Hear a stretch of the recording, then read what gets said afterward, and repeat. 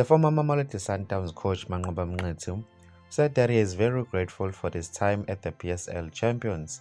The coach spent about 11 years at the Mamelodi Sundowns before his shock dismissal on Tuesday, 10 December 2024.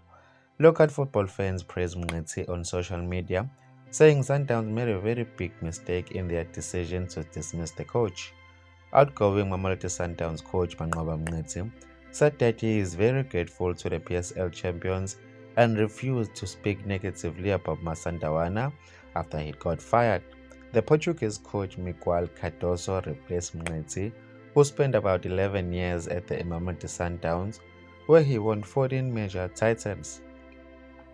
Mnethu held many coaching roles at the Mamelodi Sundowns and was only promoted to head coach at the start of the season of the 2024 to 2025 before Cardoso replaced him. While speaking to the journalist Robert Marawa on Radio 947, Mnethu refused to speak negatively within Sandawana. He said that he enjoyed his time at the PSL champions, who first the coach produced unsatisfactory results in the CAF Champions League.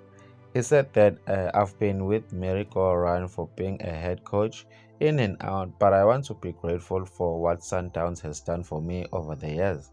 I want to be that kind of a guy when the relationship ends to the overly negatively because I enjoyed every moment I had at the club with different coaches, he said. That's it for today. Please place your views on the comment section. I'll see you on the next video.